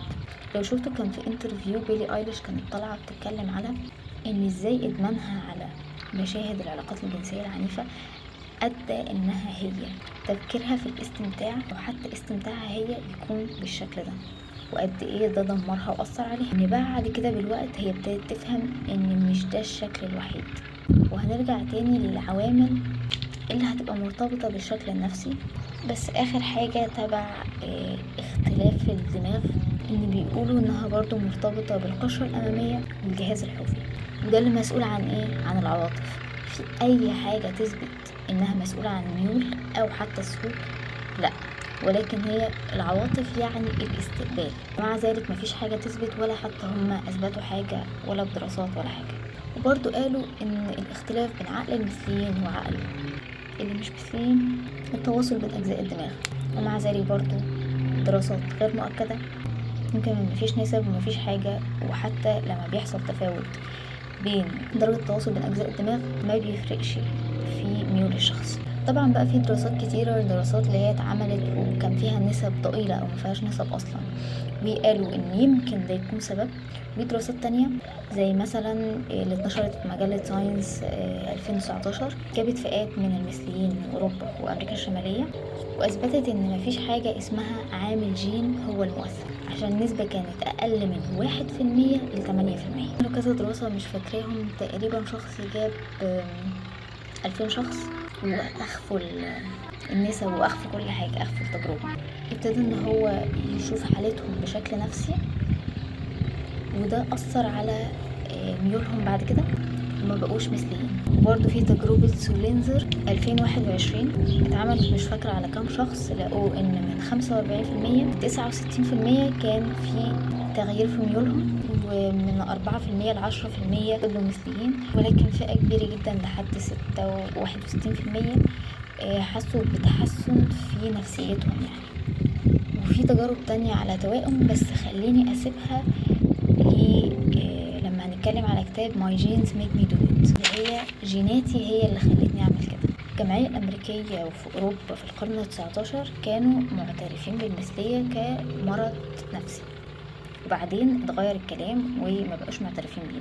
وحتى ان اخصائيين نفسيين واطباء كتير منهم يعني بقوا شايفينه ان هو حاجة الشخص اتولد بيها، مش حاجة في ايديه او حاجة في الجينات زي ما اتكلمنا. وكمان في فئة كبيرة بيجرموا فكرة العلاج النفسي. تاني مثلا هنفكر فيها لو اعتبرناها حاجة زي التوحد، بالنسبة ان احنا عارفين انها حاجة عقلية، وانها حاجة في الاعصاب، وحاجة الشخص بيتولد بيها، وغيرها غير التصنيفات والانواع التانية اللي هم حطوها مع التوحد، اللي هي بتكون حاجة من البيئة اللي بعد كده كلنا معترفين بيها بتأثر في اعصاب الدماغ بشكل بيخلي الشخص شبه الشخص المتوحد حرفيا، بس بتكون جاية من البيئة. يعني هي مش اصلها اللي هي التوحد اللي احنا بقى بنتكلم عليه. ومع ذلك بعيدا عن الاعصاب احنا معترفين فئة كبيرة يعني من الاشخاص بيحتاجوا العلاج النفسي عشان الحالة اللي بيمروا بيها وعلشان تأثرهم المختلف بالبيئة والكلام ده كله. ولكن الحاجة اللي احنا مش بنتكلم عليها اكيد هي الاعصاب، لان دي حاجة مش في ايديك. وحتى مع ان هي في الاعصاب احنا بنحاول نشوف الحاجة الانسب ليك والحاجة اللي كمان ما تخليش انت تأذي نفسك او تأذي حد تاني، ولكن كمان بنعترف بيها بان دي توحد، ان ده اختلاف في حاجة معينة. حتى لو ناس بيقولوا عليها انها مش اختلاف، بس انا من الناس اللي بيقولوا عليها كده ايا كان يعني انت بتقول عليها ايه او شايفها ايه. وهنرجع للتوحد تاني علشان هنسأل سؤال مهم: ليه النيورودايفرجنس كتير منهم مثليين او بايسكشوال، وخصوصا هتلاقي من المتوحدين. طيب هنتكلم على مرحلة ال7 سنين اللي اتكلمنا عليها في الاول. الفترة دي هي مرحلة النمو المبكر. لو الشخص مر فيه بتجارب سلبية او مش شكل بيئة سليم، الشخص بيتأثر لفترة كبيرة وبشكل كبير، وكمان ممكن يغير من هرموناته ومن أعصابه ومن حاجات كتيرة يعني يتأثر جامد، زي ما اتكلمت لسه مع التوحد مثلا اللي هو جاي من التوحد من البيئة، أو إن مثلا الشخص يكون كويس وفجأة يحصل له تراجع. دي مثلا حاجة الناس بتقولها إن الشخص بيكون عنده تحفيز جيني، زي ما اتكلمنا فكرة التحفيز الجيني. انت مثلا عندك توتر أعلى من الطبيعي، فهتمر بحاجة هتأدي ان انت تتحول لحاجة اساسا هي ما كانتش فيك او انت مش جاي بيها اصلا. فهنتكلم هنا على الاطفال، فهنتكلم هنا مثلا على الذكور. لو الولد ما كانش عنده زي ما قلنا نمو سليم، بيبقى ميال، ما بيكونش عنده الهوية الذكورية، فبيعتبرها انها محاولة للاصلاح. فانت هتصلح الحاجة ازاي؟ ان انت بتحاول تهرب من حاجة معينة، فتهرب من الهوية دي علشان اكنها عبء عليك انت مش عارف تكونها او تقيل عليك، فانت بتهرب منها، كأنك بتهرب من مسؤولية ازاي هنميها وهي اساسا ما اتبنتش وهي ما تأسستش بالشكل الصح. فده اللي بيخلي فيه السلوك شاذ. وكتير بقى بيبقى لو مرت بحياة سيئة يعني مع جوزها، هتبدأ انها بعد كده بترفلكت لبنتها، انها مثلا كانت بتتعنف او انها المعاملة كانت وحشة او الحياة ما كانتش حلوة. سواء اكيد يعني البنت عاشت من التجربة دي حاجة بسيطة، شافت امها وهي بتعاني، وكمان الام غصب عنها هتلاقيها بتتكلم وحش على الشخص ده، او بتحاول توعيها بشكل هي مش فاهمة انها بتنفرها من حاجة معينة، بتحاول توعيها ازاي ما تقعش في حاجة معينة. وفي بقى طبعا اشكال كتيرة لشكل التوعية، ان انت ممكن ترهب من فكرة ان انت بتحاول تحمي، خصوصا الام نفسها ممكن تكون كرهت النوعية دي، مش من فكرة بقى كمثلية بس، اللي هي كرهت النوعية دي بشكل السيطرة بشكل ايا كان. نرجع لحاجة تانية، انها اساسا دي ممكن تكون راجعة نوعا ما، لانها زي ما قلت كل حاجة هتبقى مرتبطة بشكل وراثي نوعا ما، سواء من فكرة التجربة السيئة او فكرة التروما او فكرة الاسترس او فكرة التجربة نفسها. ان الفئران اللي عملوا لهم تجارب ان الحد الجيل التاسع كان سببوا يعني لفئران معينة تروما، والحد الجيل التاسع كان عندهم نفس التروما دي.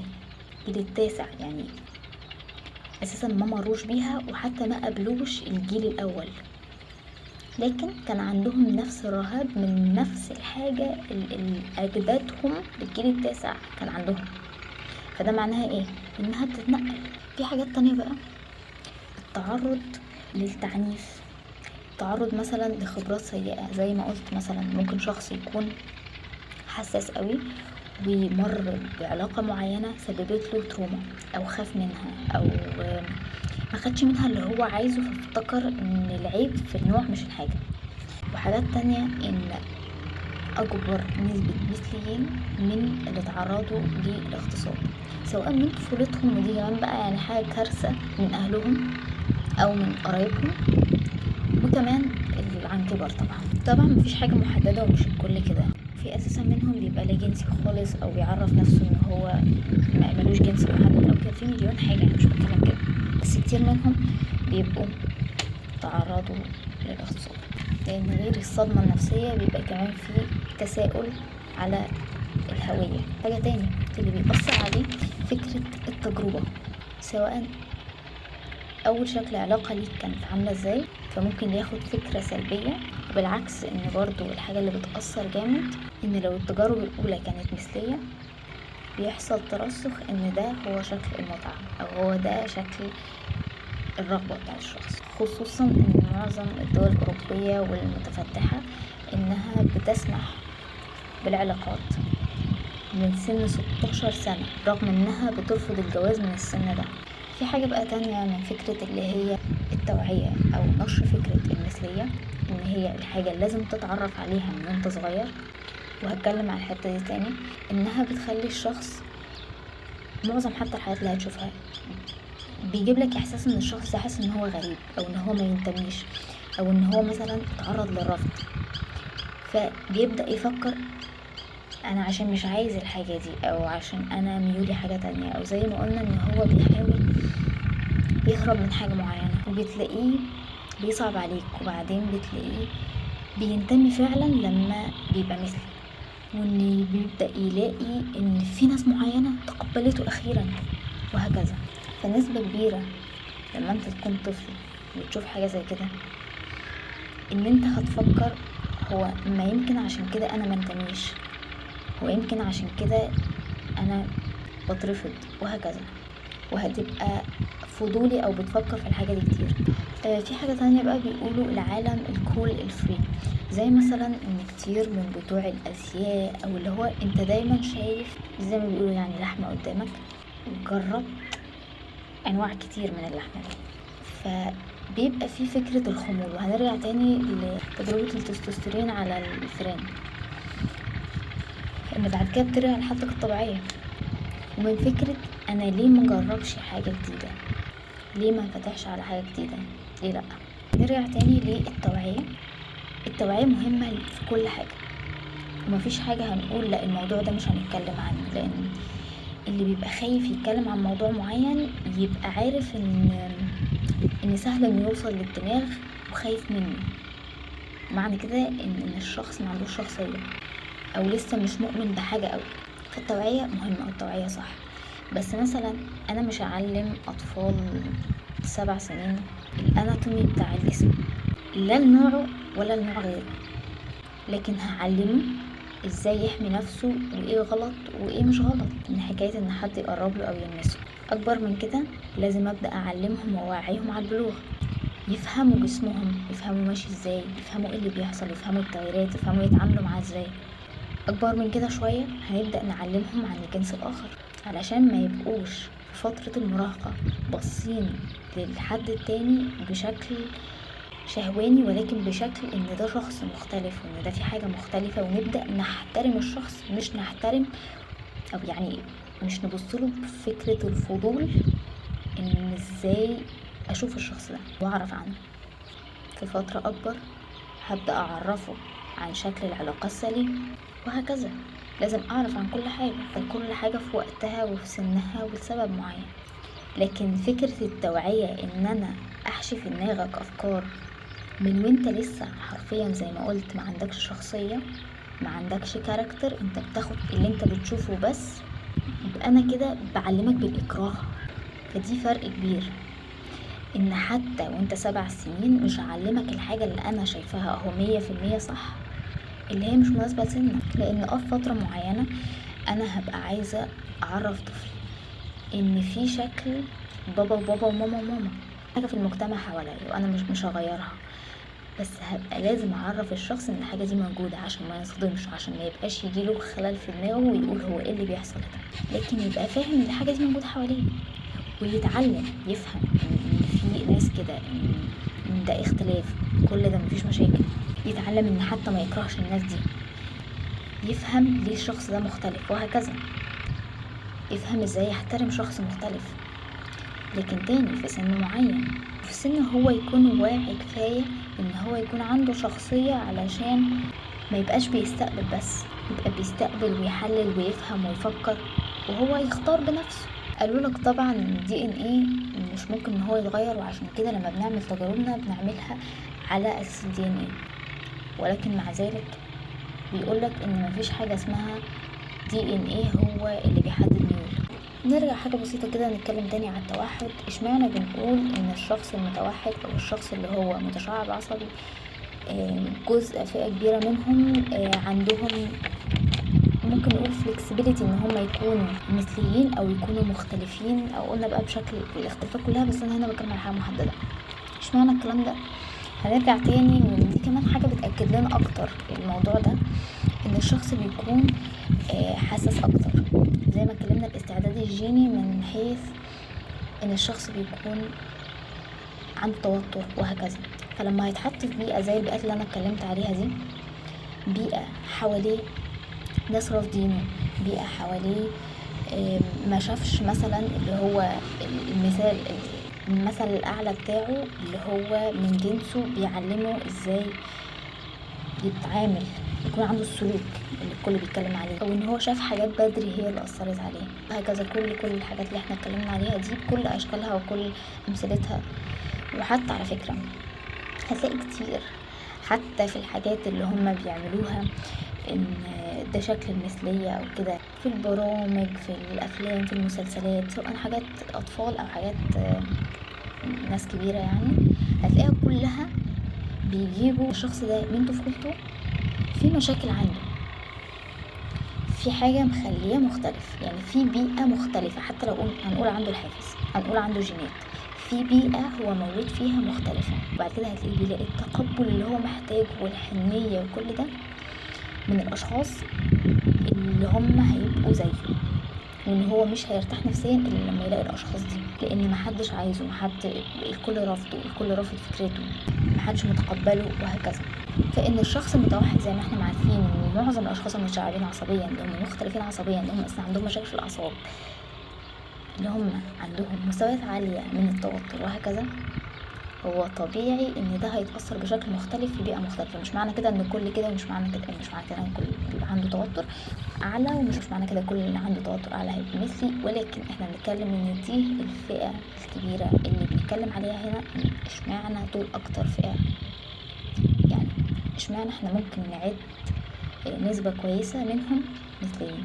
تاني برضو من شكل الحاجة اللي الشخص بترضيه ان ممكن هو فعلا يكون الحاجة دي، ان زي ما اتكلمت في الاول خالص، ان ايه فكرة الحاجات اللي بترضيك ان انت تحس ان انت منجذب لحد، ان الشخص ده حنين عليك، ان الشخص ده بيسمعك، ان الشخص ده كان شايفك ومحدش شايفك، ان الشخص ده متقبلك حتى لو انت فيك حاجة انت بتهرب منها بتحاول تملاها بشكل تاني، وهكذا بقى. كل الاشكال دي كل حاجات انا اتكلمت عليها والحاجات وهكذا. كتاب My Genes Made Me Do It، جيناتي هي اللي خلتني اعمل كده، وايت هيد ومراته بريار. الكتاب ده فيه اكتر من 10,000 دراسة بتثبت ان الجينات هي العامل، يعني دي حاجة ضعيفة، حتى تجميعتها هي حاجة ضعيفة قوي. بتأكد اكتر على ان هي فكرة البيئة والتنشئة، وحتى كمان العوامل الاجتماعية ما اتكلمتش عليها، يعني اتكلمت عليها بشكل طفيف، ان هي فكرة المجتمع حواليك شايف ايه. طالما المجتمع حواليك مثلا مش متقبل حاجة، انت غصب عنك، حتى دي حاجة بنسميها الفيشبول اللي هو حوض السمكة، ان كلنا جوه احواض سمك، من دينك والكالتشر بتاعتك وثقافة الناس اللي حواليك، ثقافة البيئة اللي انت عايش فيها في بيتك، تقاليد، عادات، حاجات كتيرة جدا هي اللي اثر عليك وعلى افكارك كتير جدا منها. مهما حتى كنت قلت انا بتصرف بدماغي، انا مختار كذا، انا عامل كذا، هتلاقي ليهم تأثير كبير. وحتى الناس اللي بتقول انا هربت من الحاجة دي، معظمهم كمان بيكونوا ناس اكستريم، بيكونوا كمان هربوا لكالتشر تانية او دين تاني او حاجة تانية او حتى فكر تاني جايلهم من حد ومسكوا بيه قوي، لدرجة ان هم بقوا بالنسبة لهم الحاجة دي هي الاكستريم، انا رايح عكس الحاجة، عكس التيار 100%. ودي حاجة بتبقى غلط، هبقى عليها بعد كده، ان فكرة ازاي انت علشان تعرف ان انت اتشافيت من حاجة، ان انت بتبقى في النص، او ان انت عرفت فعلا تخرج من حاجة ان انت في النص، ولا كده قوي ولا كده قوي. المهم، وكمان الكتاب بيتكلم على ان كتير غيروا ميولهم وان الميول بيتغير. وكمان السلوك. وكمان نقد يعني بشكل اعتقد ادق اكتر الدراسة بتاعة XQ28 بتاعة الكروموسومات، ونقد تجارب تانية كتير طبعا، لان هو بيقول ان اساسا كلها اقل من 10%، فما تحسبش اساسا ان احنا نحطها انها حاجة طالما هي بالنسبة دي، لان نسبتها مش ان احنا بنشوف الحاجة دي موجودة ولا لا، احنا بنشوف تباين بين حاجة وحاجة، ما هو طبيعي ان التباين هيكون ليه نسبة، حتى النسبة دي طفيفة يعني. وكمان كان بيفرق في الكتاب بين الهوية والسلوك، وبيقول ان السلوك بيتغير حتى لو الميول ما اتغيرش، وان فكرة الميول بتاعك او حتى السلوك هو بيتطور مع التجارب الحياتية بتاعتك. واتكلم طبعا على تجارب كتير، ومنها التجربة اللي اتعملت على التوائم المنطبقة 100% و50%، اللي هو جينات بتكون واحدة. من 100% لما الشخص بيكون مثلي، التوأم بتاعه 11% ل20% بس هو كمان بيكون مثلي، يعني هي حاجة ملهاش علاقة بالجينات. واللي متطابقين مع بعض 50% النسبة أقل بكتير. بيلاي وبيلار تقريبا هما في الأول لما عملوا الدراسة قالوا إن حوالي 50% أو 52% حصل تطابق من نفس الميول، وبعدين عملوا تجارب تانية كانت 1991 عشان يشوفوا نسبة التطابق، ولقوا اللي هي 11% 20%. فهو بينقطها حتى إنها من نفس الناس اللي هم دلوقتي لما بيجوا يتكلموا على اللي هي الجينات هي السبب في كده، دايما بيستشهدوا بتاعت التوأم المتطابق، بيستشهدوا بالجزء الأول بتاع 50%، محدش بيتكلم على 11%. بالنسبة للتجارب اللي اتعملت اللي أثبتت إن في تغيير، بتثبت أكتر يعني إنها حاجة ملهاش علاقة بالجينات. اسم 2003 عملت تجارب على ناس بان هي تعمل لهم بيئة، بكل حاجة هقول عليها دي هي كانت ده الفكرة بتاعتها، ان هم يعملوا لهم بيئة مناسبة، راحة نفسية، ان هم يشوفوا مشاكلهم، الكلام ده كله، ويكون حاجة نفسية يعني بشكل سليم. لقوا ان 66% من الرجال غيروا ميولهم و44% من النساء. روبرت سبايسر كان تجربته على 200 شخص. ليزا دايموند كانت في مجال sexual fluidity، عملته على 100 ست، وكان النسبة 67% غيروا. وعايزة تاني اتكلم على حاجة، ان مش كل حد يقدر ان هو يغير، مش كل حد عايز ان هو يغير، مش كل حد هيشوف ان ده مناسب بالنسبة له، في مليون حاجة. ولكن الفكرة منها مش احنا قدرنا نغير مين او ما قدرناش نغير مين، بس الفكرة ان الشخص بيقدر ان هو يتغير، وان الفكرة منها مش جينات. جوزيف نيكوليه برضو كانت تجربة ناجحة بشكل كبير. جوزيف ويار هاوس 2007-2011 تجارب 1983 ل 1974، اللي هي كانت تبع لفكرة المراهقة، وإن كتير من المراهقين بيبقى فترة وبعد كده بيغيروا ميولهم. وهتلاحظ كمان إن حد بيكون ميوله مغير وبعد كده بيبقى مثلي، على حسب البيئة، على حسب المجتمع، على حسب كل الحاجات دي. الفكرة إن هنا إن حتى لو فئة كبيرة الله أعلم هنتكلم إنها حاجة جينات، حاجة تحفيز جيني، ففي فئة كبيرة تانية بسبب البيئة. وحتى الناس اللي بيتكلموا انها ممكن تكون تحفيز جيني معترفين ان البيئة لها عامل، المجتمع ليه عامل، ومع ذلك بيدخلوا بالإكراه الفكرة في عقل الكل، ان هو لو انت مش عاجبك يعجبك، لو البلد مش عاجبها توافق، لو انت مش عاجبك انت غلط، انت مش لازم بس يعجبك، انت لازم تدعم، انت مش لازم بس تتقبل، انت لازم تتعاطف، وهكذا. وده السبب اللي بيخلي في فئة كبيرة اساسا هي ممكن يكون لا ميولها ولا تحفيزها جيني ولا كل ده، انها تبقى مثلية لمجرد ان دي الحاجة بتاعت المجتمع، ان دي الحاجة بقى اللي هتبقى دي الحاجة الطبيعية اللي مش طبيعي ان انت تكون مغير، اللي هو ده هيبدأ اساسا فكرته تقل، او ده هيبقى اللي هو غريب، لدرجة ان الناس بتحاول تقنعك لا انت مش ده ميولك، انت ميولك ان انت ممكن تكون مثلي، انت بس مجربتش. والفكرة تاني ان انت لما بتعيش في بيئة معينة انت بتتعود عليها، انت بتفتكر ان دي الحاجة الصح، فهي هي ممكن تغيرك.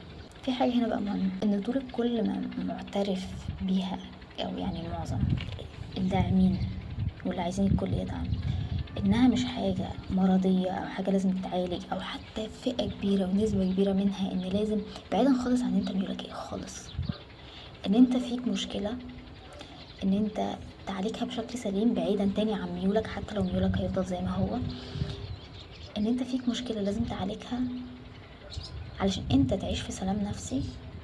بينكروا ده، وبالعكس بقى هتلاقي فئة الناس اللي بتقول لا انا مش تعبان، ده الكويس، هو الحب غلط، هو الحب تعب، بياخدوها من الناحية دي. وهتلاقي ان برضو ده بيناسب نفس فكر فئات كتير قوي من الناس. مثلا متوحدين امهاتهم بتقول لا، زي اللي ابتدت تستعمل مصطلح اسبرجر عشان تثبت ان بنتها مش متوحدة، بنتها اسبرجر، بنتها حاجة مختلفة لكن هو مش توحد، علشان فكرة الوصمة بتاعتها، فكرة ان ما ينفعش اقول ان انا تعبان او ان في حاجة لازم تتعالج. وانا تاني بتكلم اصلا من الشكل النفسي، مش بتكلم من الشكل الجيني، مش بتكلم من اي حاجة، مش بتكلم حتى من ناحية ميول ايا كان ميولك ايه. ان انت مريت بحاجة اثرت فيك بشكل معين انت المفروض تعالجها. لو انا مثلا مريت بفترة صعبة وابتديت ان انا اشرب سجاير علشان دي الحاجة اللي بكوب بيها، تمام، مش معنى كده انت تقولي صح شاطرة انت كده بقيت تعرفي تتعاملي. حتى لو انت لقيتني مثلا كنت عصبية قوي بقيت هادية، مش معنى كده ان الحاجة دي راحت من عندي او ان الحاجة دي صح.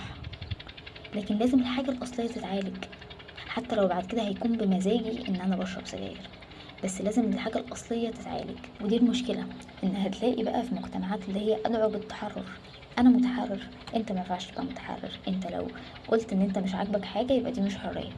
الحرية ان انت تسمع اللي انا بقوله، الحرية ان انا اقول ان انا مش عاجبني اللي انت بتقوله، ولا عاجبني دينك، ولا عاجبني طريقتك، ولا عاجبني تفكيرك، وانت كده وحش، وانت كده بتأذيني بمجرد ان انا قلت مش عاجبني اللي انت بتعمله، لكن انا مش عاجبني اللي انت بتعمله. وهي مش فكرة تحدي في ايا كان اي حاجة، لان كل واحد هو مسؤول عن نفسه وخلاص. حتى لو مش عاجبك كل تصرف المجتمع حواليك، مش عاجبك كل حاجة حواليك، مش مهم، المهم نفسك، صح؟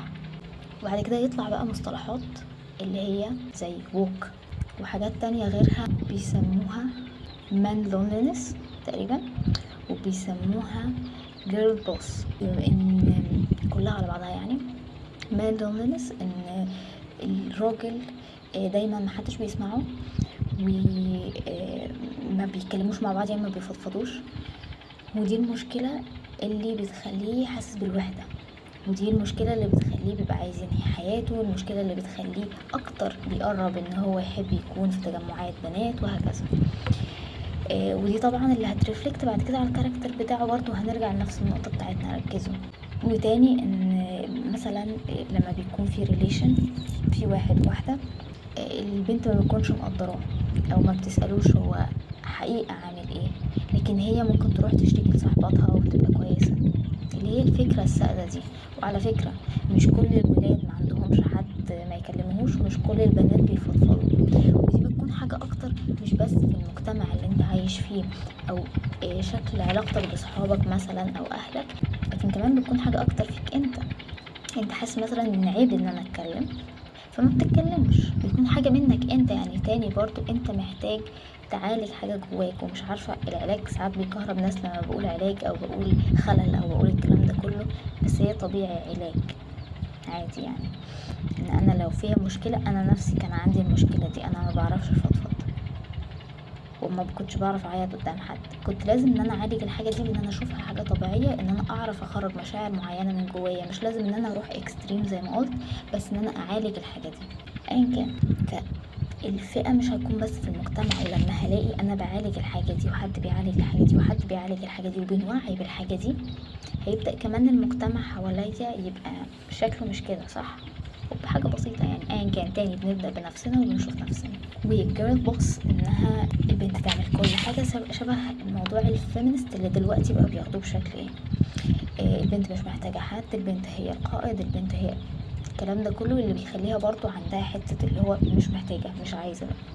بشكل تاني اكستريم، انا مش بتكلم ان الشخص يكون كافي نفسه او بيعرف يعمل كل حاجة او الكلام الصح ده، لا، انا بتكلم بالشكل الاكستريم، بالشكل اللي هي هترفض بعد كده ان يكون في حياتها في اللي هو الشكل الماسكلين، من حيث لا ده اكيد هيسيطر عليا، لا ده اكيد انا اللي عايزه، اللي هو ما يكونش خاص بالشكل خالص يعني. بس اوكي. وهي فكره الوك اللي هي زي حملة كده اللي هو الصحوة، يعني ان احنا لازم نشوف كل حاجة في المجتمع انها حاجة واحدة، ان احنا لازم برضه دي حاجة بتكلم عليها لوحدها تاني.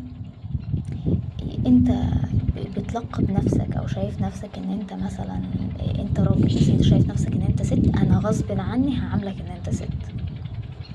يعني بقت فكرة اللي هو المجتمع مهمة قوي عندي يشوفني ازاي ويعاملني ازاي، لكن مش فكرة اللي هو انا مش فارق معايا انا كذا، انا مش فارق معايا بقى انت تشوفني ايه، لان طبيعي مليون حتى يشوفني مليون شكل، لكن انت كده حرفيا تبقى عملت جريمة.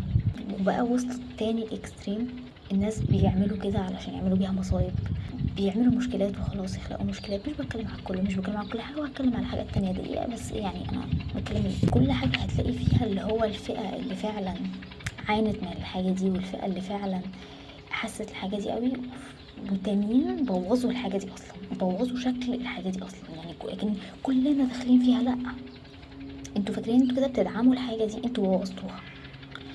المهم، او بوظتوا شكل اصلها، ان احنا فعلا كنا بندعم حاجة بجد، بقينا احنا حرفيا بندعم اي حاجة وكل حاجة بمجرد انها ليها اسم، دي تحت اسم كذا. في ناس بيقولوا انا بلقب نفسي ان انا مثلا كاميرا وادخل في مكان اصور، رغم ان هو ممنوع التصوير وما ينفعش حد يعترض، ما ينفعش حد يتكلم. انا بلقب نفسي ككلب، فهدخل المكان ده افضل اهوهو، وهكذا بقى. حاجات جنان، يعني حاجات انت مش بس كأنك بتاخد حقك في الحاجة اللي انت شايفها منطقية دي، انت بتسلبني انا حقي. وهبقى اتكلم تاني عليها بشكل تاني، بس يعني اوكي. بقى كل حاجة دلوقتي ان بيقولك ايه، انت مش عاجبك الكلام اللي انا بقوله، انت حتى من غير ما تفتح بقك اللي هو اقول ماشي انا مش مقتنعة في كده بس تمام، انت بتأذيني، انت ضدها يعني.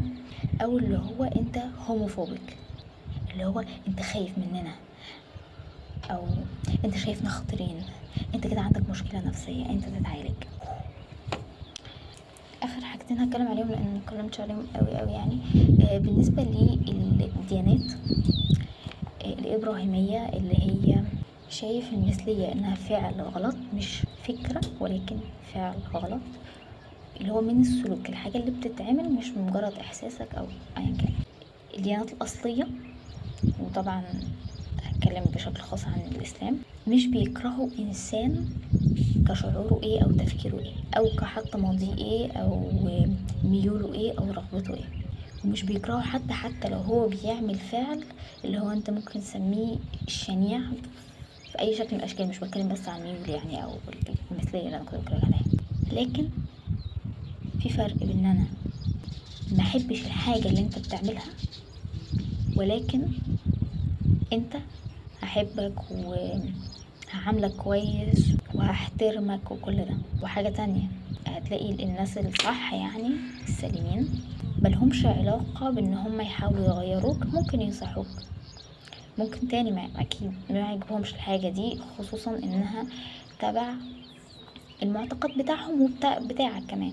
مش هيدعموا الحاجة دي، لكن هيدعموا ان انت ما تتضررش مثلا بسبب الحاجة اللي انت بتعملها، بشكل شخص عايز يأذيك وخلاص بسبب الحاجة دي، انها غلط، انها مش متقبلة، لكن مش معنى كده ان الشخص مكروه. في فرق كبير طبعا، بعيدا عن ان في دلوقتي مساجد وشيوخ وكنايس وباباوات فتحوا كنايسهم، وكمان كانوا بيعملوا زواج ما بين المثليين وكمان بيدعموهم. بعيدا عن انتشار الموضوع ده، انا بتكلم على الفكرة الاساسية في الدين. بالنسبة بقى لان اجانب كتيرة وكمان مصريين طبعا بيتكلموا ان قد ايه مصر بتقمع وبتكره وبتعذب وبتقل من انسانية المثليين. الناس اللي حواليك في اي بلد في اي حتة في العالم هتلاقي منهم اللي بيكره كده، هتلاقي منهم اللي بيحب كده، هتلاقي منهم اللي هيدعم، هتلاقي منهم اللي هيبقى ضد اللي بيدعم، هتلاقي منهم اللي عايز يعنفك، هتلاقي منهم اللي عايز يسقفلك. عادي، ده الطبيعي.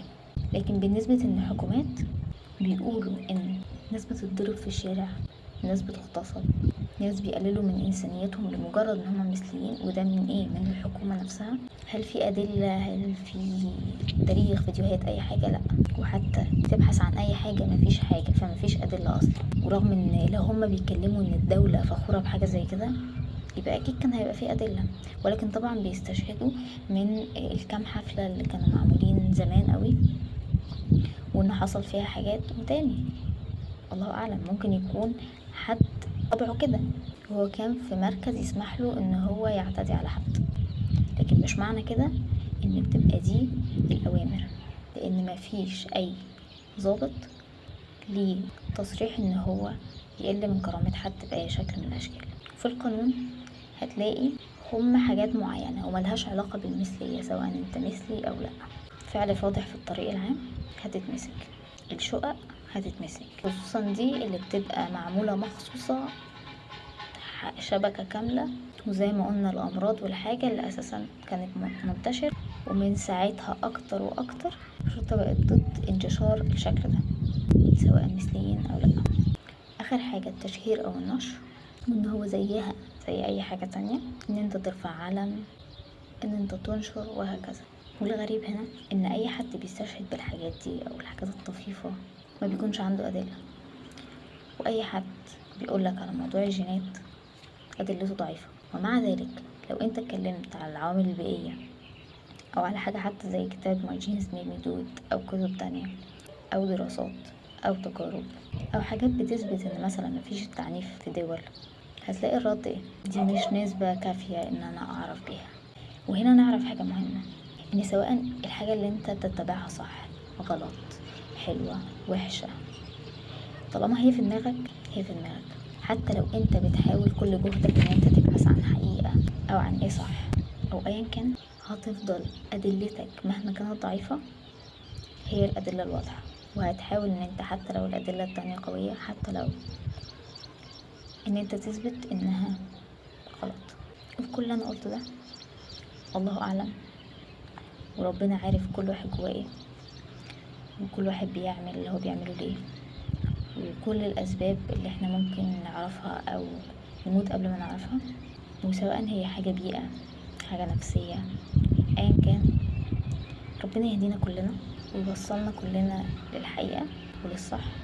ربنا يقربنا منه ويرحمنا وما يخليناش متمسكين بحاجة، سواء هي في اعتقادنا الديني، لأن حتى في الدين هتلاقي مليون فكرة ورأي وقرار، أو حاجة في الكالتشر أو إيمان أو أيا كان. وإن احنا نكون حيادين، وإن احنا منحكمش على حد، ولو عايزين نبدأ نغير نفسنا. والحاجة اللي أنا بقولها دلوقتي دي بقولها علشان يعني أكبر سبب إن أنا كنت عايزة أعرف حقيقة حاجة أنا بشكل شخصي، وكنت ساعات بيجي عليا أقول طب دي ناس مظلومة، طب هو الحب حاجة غلط، طب ايه الفرق ان انت تكون مختلف، طب ما هو يمكن انت مختلف بس عندك حق، طب ليه دي حاجة بالنسبة لي في ديني مثلا انها حاجة غلط، طب هي قد ايه حرمانيتها، كل الاسئلة دي حاجة انا كنت عايزة اعرفها، وما كنتش ابدا لقيت حاجة اللي هو مريحة كفاية ان انا اقول ايوه انا فهمت. فكنت عايزة ادور بنفسي، ولما لقيت ان في حاجة مقنعة بشكل كبير او بشكل كافي يعني، وتاني انا شفت الاتجاهين عشان ما اكونش منحازة. لو انا كنت عايزة الاتجاه التاني يعني لو في مزاجي ممكن كان برضو هلاقي في ناس في نفس الدين بتقول ان هو حاجة تانية، بس لقيت ان مش منطقي، بس الله اعلم. فايا كان يعني المختصر، حبيت ان لو حد كان عنده نفس التساؤلات بتاعتي، او حد هو مثلي، او حد هو بيحاول يفهم نفسه، او حد هو بيحاول يفهم مجتمع حواليه، او حد هو مش عارف ايه الصح من ايه الغلط، او من الافكار يعني، او حد اتضحك عليه مثلا في كلام معين، فده بشكل حيادي. وحتى مع اللي انا قلته انا عارفة ان لو حد عنده فكرة معينة هيفضل محتفظ بيها، بس على الاقل الاوراق كلها مفرودة يعني علشان نشوف. بس كده.